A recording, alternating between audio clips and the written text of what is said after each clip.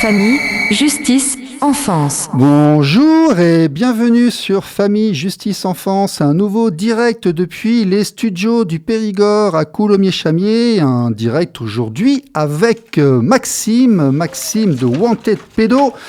Wanted Pédo, Maxime Monteau, vous connaissez l'association, on en a beaucoup parlé, elle a un soutien populaire, elle ne s'exprime pas tout le temps auprès des grands médias ou de ceux qui les sollicitent. Maxime, bonjour. Bonsoir Stéphane, merci pour l'invitation. Bonsoir à toi d'être venu, parce que je sais que ta parole est rare, je ne la donne pas à tout le monde, donc on est ravis que tu puisses venir t'exprimer un petit peu chez nous. En même temps, c'est le rôle de la radio libre, de donner la parole à ceux qui ne sont pas forcément interrogés tout le temps, et de creuser les sujets aussi de manière que les autres ne peuvent pas forcément faire, c'est ce que nous faisons.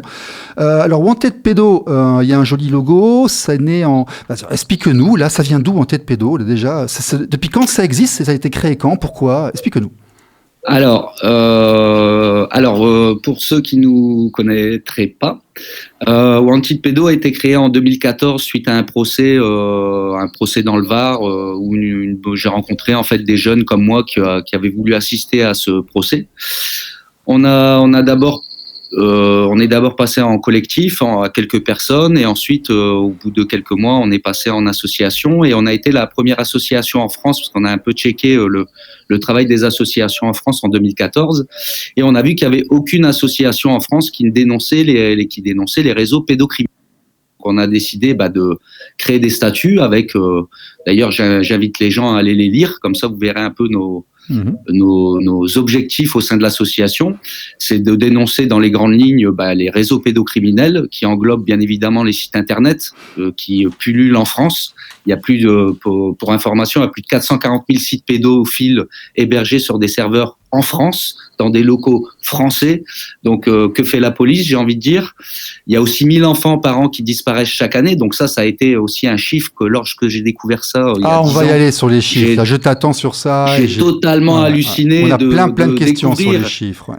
Qu'il y avait 3 enfants par jour qui disparaissent totalement, qu'on ne retrouve jamais. Mais tu es sûr de ça? Parce que moi, j'ai passé des chiffres plus gros encore. On a beaucoup de mal à avoir des chiffres. Exactement. Alors attends, on va commencer par le début. Wanted Pédo 2014. Voilà. Donc aujourd'hui, vous êtes 2000. On s'est créé avec pour but de dénoncer les sites pédophiles, les sectes, les réseaux pédophiles. Voilà, c'était nos 3 chevaux de bataille lorsqu'on a commencé.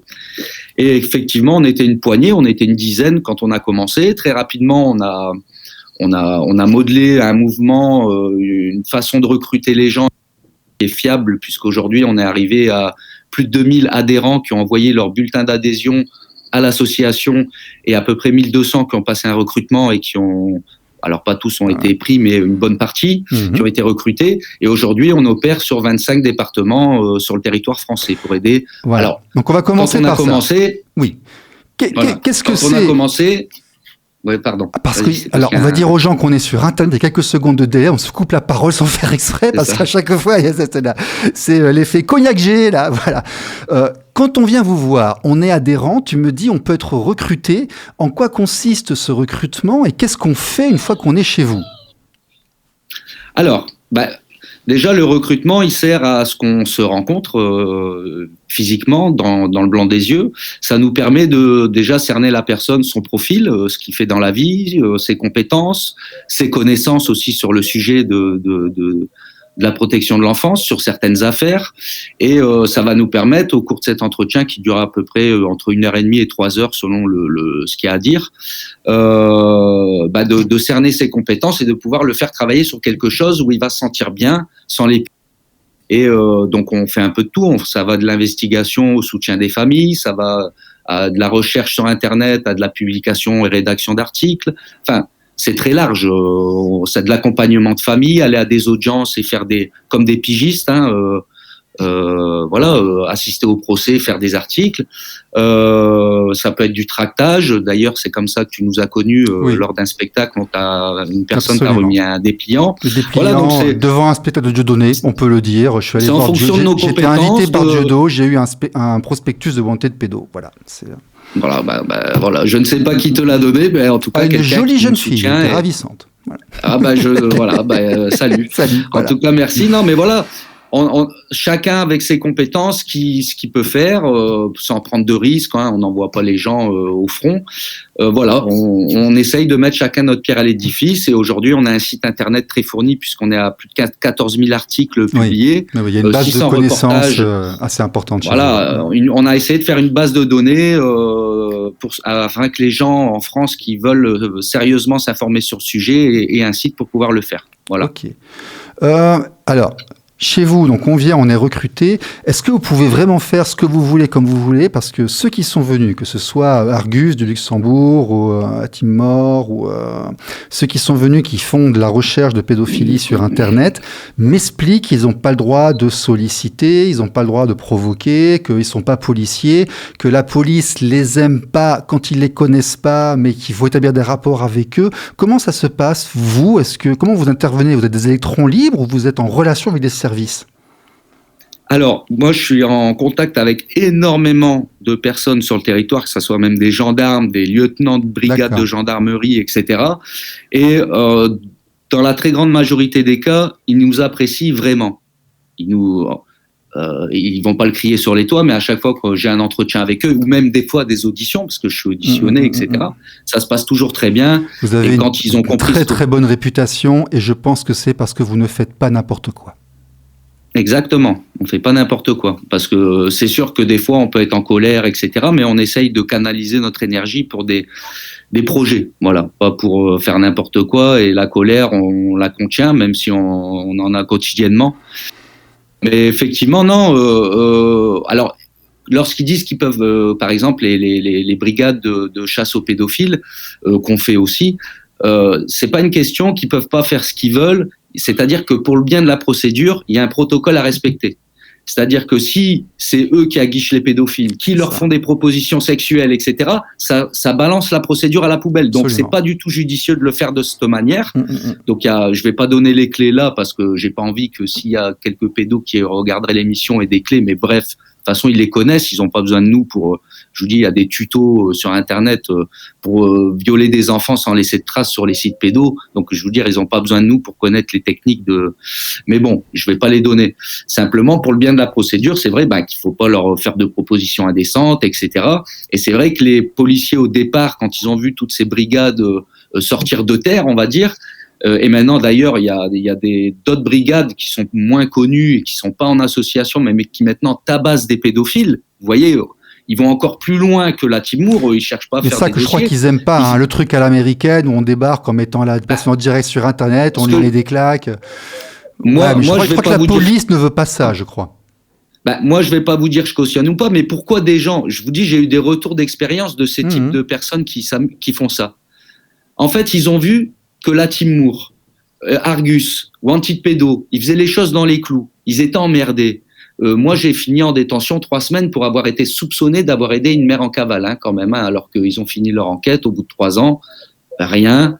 Voilà. Mais ils m'ont quand même incarcéré juste sur des doutes. Quand les gens voient qu'on a des emmerdes, des auditions, qu'on n'est pas aimé, qu'on n'est pas aidé, au final, qu'on fait les choses dans les règles et qu'on est ennuyé, il y en a. Ils ont réfléchi avec le temps et ils sont peut-être moins patients que nous, moins réfléchis, plus jeunes, plus fougueux, et ils se disent, mais moi, j'ai pas de temps à perdre. Moi, quitte à me faire pincer et avoir des emmerdes, au moins, je vais leur donner des leçons.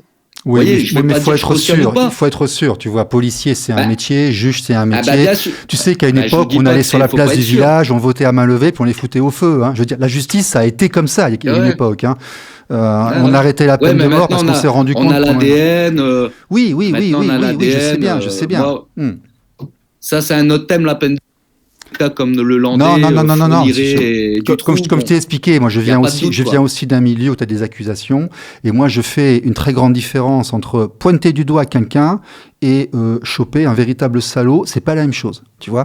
Et si tu as des personnes qui sont immatures et trop émotionnelles, tu peux pas les lâcher faire Zorro et la justice.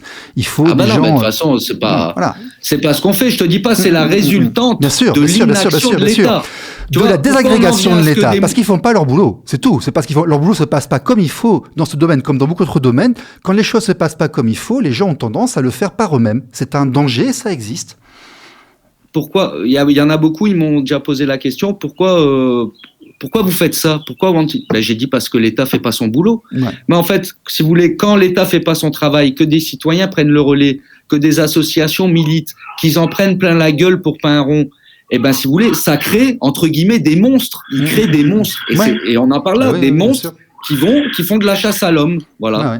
Tout à fait. Alors, et je les traite pas de monstres parce que ça se trouve ils sont humains et ils en ont marre, ils voient tout ça et je peux comprendre aussi. Okay. Mais en fait, on en arrive là parce que l'État ne fait pas son travail. Ok.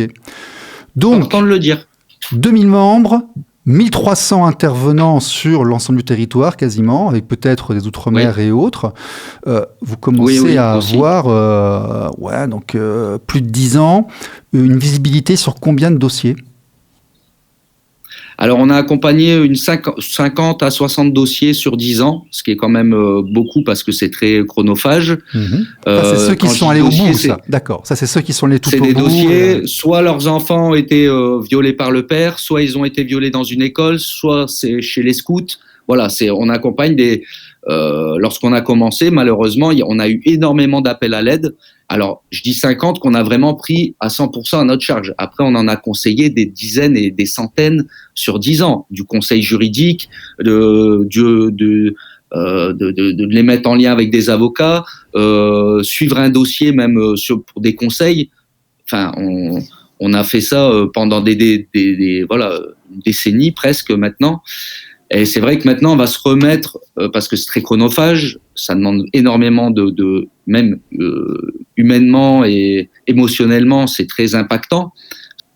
Dans les dossiers, on les suit avec eux, financièrement, au niveau du temps, donc c'est beaucoup d'efforts. Et maintenant, on voit que ça y est, ce travail-là a payé, puisqu'il y a plein d'associations maintenant qui se créent pour dénoncer les placements abusifs, l'inceste, etc. Donc, voilà, on va dire que cette branche-là de la pédocriminalité a été prise en main et la société a été conscientisée vis-à-vis de ça. Maintenant, on va revenir sur justement les disparitions d'enfants, les sectes et les réseaux pédophiles qui œuvrent en toute impunité. Hein. Ok, donc une association, quelques décennies, 2000 adhérents, 1300 personnes qui interviennent, plusieurs dizaines, une demi-centaine de dossiers suivis du début jusqu'à la condamnation, plusieurs centaines de dossiers conseillés ou encadrés.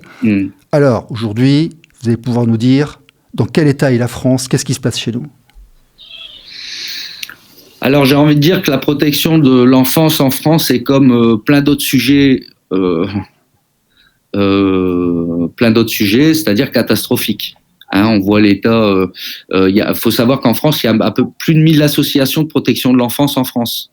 Voilà, il y a plus de 1000 associations. Alors beaucoup sont l'État, reconnues d'utilité publique, financées. Ils ont des aides. Financé plein pot chaque année, rubis sur l'ongle, etc. Mais quand on regarde le travail, il se passe rien. Non, l'État en France, c'est que faut bien que les gens se disent que chaque jour en France, il y a 3 enfants qui disparaissent définitivement. C'est-à-dire, tout à l'heure, tu me disais les chiffres qui sont beaucoup plus énormes. Effectivement, moi j'avais enquêté sur 50... ça. J'avais enquêté sur ça. Tu peux me donner les chiffres ? Non, justement, je vais te dire pourquoi je peux pas. Et après, tu me diras comment toi, tu as réussi à avoir les tiens. Les commissariats, les gendarmes sont informatisés, donc on a le nombre de plaintes.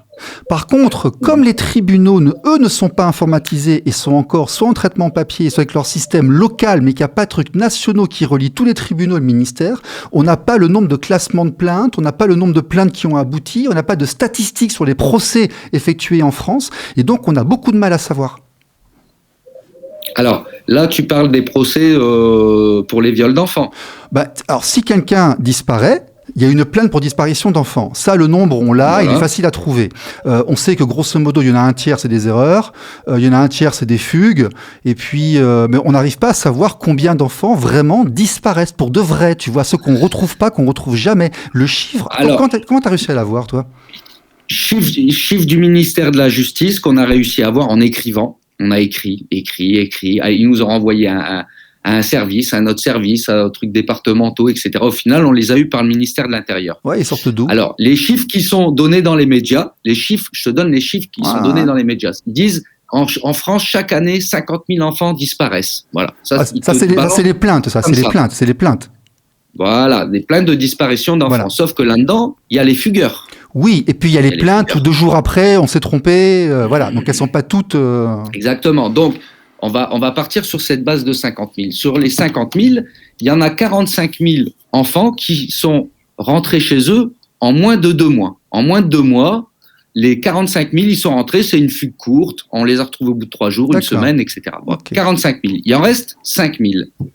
Sur ces 5 000, 4 000 sont retrouvés sur une période de 6 mois à 1 an. Donc on les retrouve sur une longue période. Qui c'est qui dit ça ? Une plus longue période. Qui c'est qui dit ça ? Je t'enverrai des rapports. D'accord. Je t'enverrai un rapport. Ok. D'accord ? Donc ils rentrent. Donc il reste un chiffre de 1000. Chaque année, 1000 enfants donc 49 000 sont retrouvés dans l'année, on va dire, pour épurer comme ça, et il reste 1000. Et alors, nous, on a demandé les chiffres au ministère de la Justice, on a réussi à avoir des chiffres que je t'enverrai, si tu veux, comme ça, vous pourrez les mettre sur le site. Avec grand plaisir.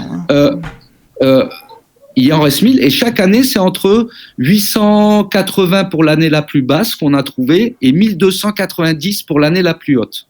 Enfants qui disparaissent totalement. Donc, c'est toujours à peu près 3 par jour. On reste sur ce chiffre-là. Ce qu'on appelle enfant, c'est moins de 15 ans, c'est moins de 16 ans, c'est moins de 18 ? C'est mineurs. D'accord, c'est des mineurs, ok. Et on sait la proportion de moins de 12, la proportion de... Alors non, ça, ils ne savent pas nous dire. C'est comme par exemple les corps enterrés sous X. Chaque année, on retrouve 2000 corps en France. Ça faut en parler enterrés. Aussi, ça. Ouais. Et ils ne savent pas nous dire combien il y a d'enfants parce que figure-toi qu'ils ne mesurent pas la taille des squelettes. Ouais, ça, on va expliquer aux gens. Un truc que tu m'as dit, j'ai halluciné. Encore ce décalage Internet, mon Dieu. Ça va dialoguer, c'est super chaud. Des fois, ça... on l'a. Alors, tu m'as dit qu'on retrouvait 3000 personnes chaque année en France qui étaient enterrées. 2000 des squelettes, des trucs, des grottes dans les Pyrénées, des trous dans les bois. Donc, il y a des gens, ils sont là, on les retrouve, on ne sait pas qui c'est. Mais on n'est pas foutu de dire que dans ces corps qu'on retrouve, combien il y a de gosses, on n'a pas de prélèvement ADN. Oui, parce qu'ils ne mesurent pas la taille des squelettes déjà pour commencer. Ça peut être des nains. Tu n'as pas besoin de faire. Ah oui. Mais non, mais on reconnaît à l'ossature, etc. Quand on est médecin légiste. Je veux dire, juste on mesure. Et par exemple, moi, je me suis dit, mais est-ce qu'ils font des prélèvements ADN pour retrouver aider les familles à retrouver leurs défunts disparus ? Eh bien non. Par contre, là, le maire de Béziers a eu la bonne idée de faire des prélèvements ADN pour retrouver les propriétaires de crottes de chiens déposées sur le trottoir. Non, alors, une petite ville comme Béziers, Béziers a les moyens de faire ça, mais la France, pour 2000 corps enterrés sous X, n'a pas les moyens de faire un test ADN entre 150 et 500 euros par corps. Quoi. Il y a des priorités. On sait informatiser les impôts, on ne sait pas informatiser la justice. On va culpabiliser les familles en disant qu'il y a une femme qui meurt tous les 3 jours et on va se taire sur les enfants, qu'il y en a 3 par jour, ça fait quand même 9 fois plus, qui disparaissent. Ouais. Et ils disparaissent. Je ne dis pas qu'ils sont tués, c'est qu'ils disparaissent. Donc si on ajoute ceux qui disparaissent et ceux qui meurent, il y a un chantier, tu vois, qui est beaucoup plus important. Et ceux qui sont violés. Et ceux qui sont violés. Si on rajoute en plus ceux qui sont violés, voilà, ça c'est. Donc il y a des priorités statistiques. Mais ce que tu dis est assez embêtant, c'est que tu vois, moi j'aimerais que on puisse avoir des statistiques sur le travail de la justice, des vraies statistiques. Là, tu écris 5 fois, 6 fois, 7 fois, puis tu as un fonctionnaire qui t'envoie un chiffre sur une feuille comme ça. Mais d'où il vient, d'où il le sort, est-ce qu'on peut avoir les statistiques, tu vois, par année, de naissance, par département, parce que ça n'a pas été informatisé, ça n'existe pas, c'est pas dispo. Il me semble que sur le narcotrafic, par exemple, ils les ont ces chiffres. Ils savent te dire, on a fait tant d'interpellations. Il y a des priorités. Mais dès qu'on touche aux enfants, tu vois, c'est bien fait en fait, entre guillemets, j'ironise, c'est bien fait, c'est-à-dire à chaque fois que c'est les enfants, il y a un truc qui pêche, qui fait qu'on n'arrive pas que, par exemple, les sites pédophiles, pendant des années, j'ai mis des années à comprendre pourquoi l'État n'allait pas là-dessus. En fait, s'ils y vont pas, c'est parce que derrière une personne qui sévit sur Internet, sur des sites, un pédo qui sévit sur des sites pédos, qui met des vidéos là-dessus et tout, pourquoi ils vont pas aller le chercher ? Parce qu'ils savent pas sur qui ils peuvent tomber. Ils peuvent tomber sur n'importe qui. C'est-à-dire un élu, un politique, quelqu'un du système judiciaire, un fils de ministre, un mec d'une grosse boîte, voilà, ça peut être n'importe qui, exactement. Donc, ils jouent pas à ça. Donc là, j'ai deux questions tout de suite là. Ça veut dire, premièrement, est-ce que vous, dans votre travail, vous avez été soumis à des pressions de personnes qui ne vouliez pas que vous regardiez ? Que je regarde quoi ? Ce qui se passait, un dossier, une enquête. Est-ce qu'il y a des pressions ou non, on vous a jamais embêté? T'as jamais été embêté? Les seules pressions que j'ai eues, c'est des pressions judiciaires. C'est-à-dire, c'est des auditions. D'accord. Alors, moi, ça m'intimide pas, une audition. Mais c'est une audition. Une garde à vue, j'ai eu. J'ai eu une incarcération de 3 semaines. J'ai eu une perquisition. Voilà, c'est judiciaire. C'est le système judiciaire qui nous met la pression. Mais là, c'est pour t'empêcher de travailler ou c'est parce qu'ils veulent vérifier des choses en bonne foi? Non, je pense que, en fait, mon avocat, quand j'ai été incarcéré, par exemple, pour avoir été soupçonné d'avoir aidé en cavale parce qu'elle voulait protéger sa fille. Une maman en cavale. Mon avocat, il me l'a dit direct, il m'a dit, c'est politique. Ils aiment pas ton assaut, ils aiment pas ce que tu fais, ils aiment pas comment tu le fais, ils aiment pas ce que vous dénoncez, ils aiment pas ce que vous mettez en avant. En fait, il y a rien dans le dossier. Mais ils aiment pas ta gueule. Il me l'a dit direct, mon avocat. Il m'a dit, t'inquiète pas, on va te faire sortir, mais cherche pas, c'est politique. Là, ils ont enfin trouvé quelque chose. Ça fait des années qui nous tournent autour. Hein. Tu sais, on dénonçait des sites pédos, on mettait les pages d'accueil des sites, bien évidemment floutées à 80%, juste pour montrer aux gens que ça existe, quoi. Tu vois, même si c'est tout flouté. Eh ben, ils m'ont convoqué en disant, vous publiez des images à caractère pornographique sur votre site. Je dis, bah, attendez, vous parlez de quoi? Ils me montrent l'article. Je dis, mais tout est flouté. Ouais, mais pas assez. Je dis, mais on voit rien. Tu vois, et ça a fini avec un rappel à la loi. Hein. C'est bidon. Mais en fait, j'ai dû aller à la brigade cybercriminelle de Nice. C'était en 2015. Était entendu là-bas. Ils nous ont coupé notre site pendant 3 semaines. Sans motif valable, sans procès, sans rien. Et au final, ils nous l'ont remis pour à la fin de la loi et on a continué à faire ces dénonciations d'articles, en fait, pour rien. Tu vois, c'est juste pour nous intimider. Ils se disent, si c'est des péteux, eh ben, ils vont arrêter. Okay. Voilà. Mais donc, toi, tu n'as jamais eu un notable du coin ou une personnalité qui a dit, tu viens pas là ou alors tu auras des problèmes, quoi. T'as jamais eu ça? Non, jamais. D'accord, c'est quelque chose quand même, tu vois, parce que, bon, la France s'effondre, il y a des choses qui fonctionnent, mais on n'est pas encore dans le mafieux à ciel ouvert, quoi. Par contre, nous, dans ce qu'on fait, qui est l'accompagnement de parents en difficulté, parfois, dans diverses circonstances, on a des rumeurs, des réseaux d'informations, hein, qui passent à droite et à gauche. On a des retours sur l'Île-de-France et sur la banlieue belge, où visiblement là-bas, il se passerait vraiment des choses. Tu as une vision sur ça, toi aussi, ou on imagine, nous? Alors, c'est un peu flou ce que tu me dis, mais alors. D'accord. Est-ce qu'il y a des réseaux organisés qui viennent prendre les gamins pour les mettre dans des filières, quoi? Voilà. C'est la traite, tout simplement, quoi. Alors déjà, oui, en France, elle est intéressante ta question, tu vois, je l'avais pas du tout comprise.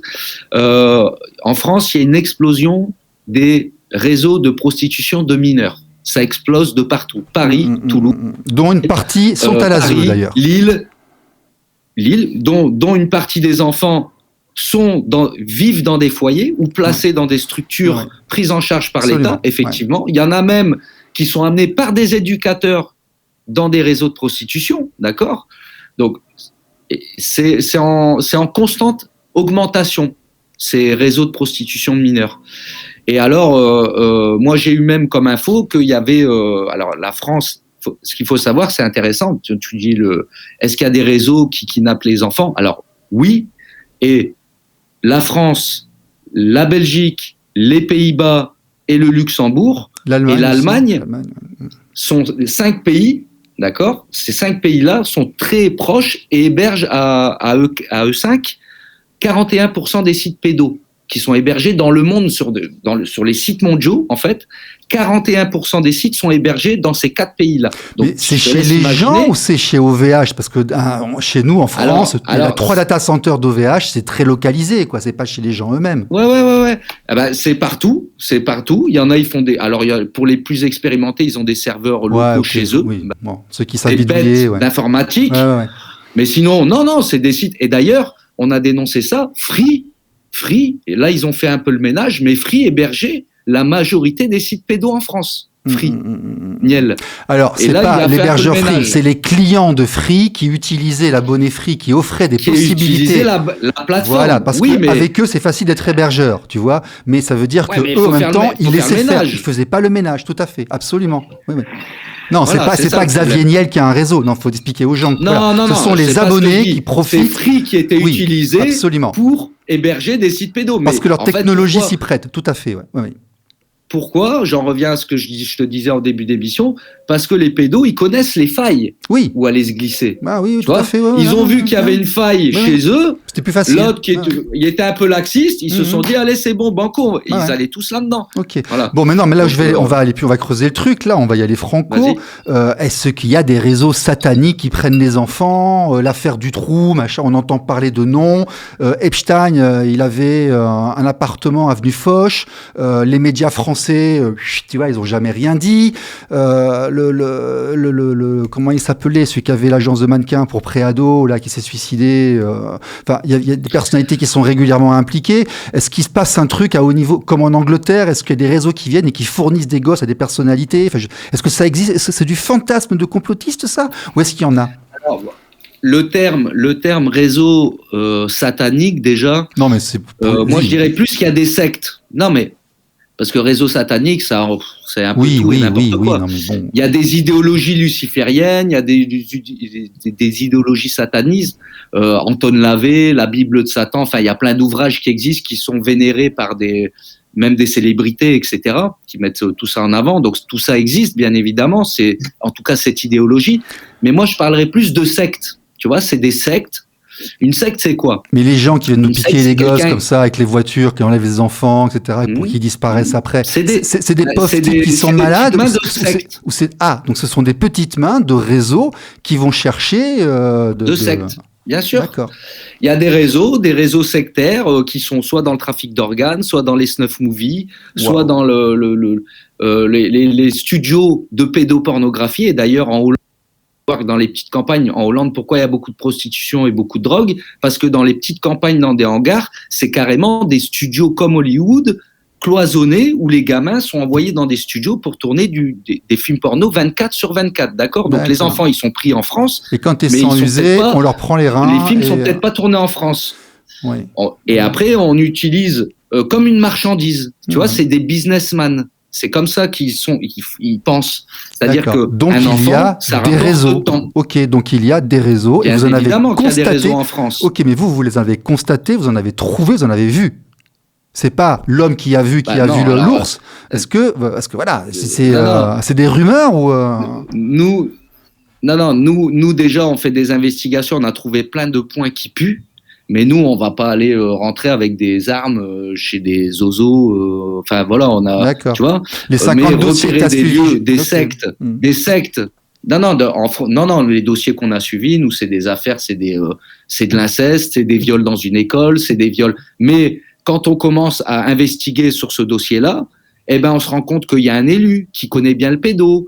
On se rend compte qu'elles sont menacées par des mecs qu'on remonte, etc. Donc non, il y a des réseaux même de protection en France. Et après, tout ce qui est les réseaux de trafic d'organes, les réseaux de prostitution de mineurs, il faut savoir qu'il n'y a pas un élu, un maire d'une commune où ça se passe qui n'est pas au courant, même le commissaire de la ville. Quand à Toulouse, près de la gare de Toulouse, tu as des minots qui vont se prostituer dans les toilettes de la gare de Toulouse et que c'est un taxi qui me donne l'info, t'inquiète pas que le maire y est au courant, tous les flics sont au courant, le commissaire de la ville est au courant, sauf qu'il laisse faire. Alors pourquoi ? Les pots de vin, parce que c'est un business, faut pas oublier, comme un business qui dépasse le trafic de drogue, la manne financière, et qui en Europe des images est inclus dans le calcul du PIB. Ah ça je sais pas, mais en tout cas... Si, l'économie informelle en Europe est inclue dans le calcul du PIB. Ok. En tout cas, c'est une manne financière énorme. Voilà, pour ceux qui sont sur YouTube, restez sur YouTube. Pour la radio, je vous dis à la semaine prochaine. La semaine prochaine, ce sera René Fornet de Père Enfant Mère qui viendra nous voir. Et puis autrement, là, on continue un petit peu avec Maxime Monteau de Wanted Pédo. Merci d'être venu sur RLP. À bientôt. Merci à vous. RLP. Radio libre en Périgord. Famille, justice, enfance.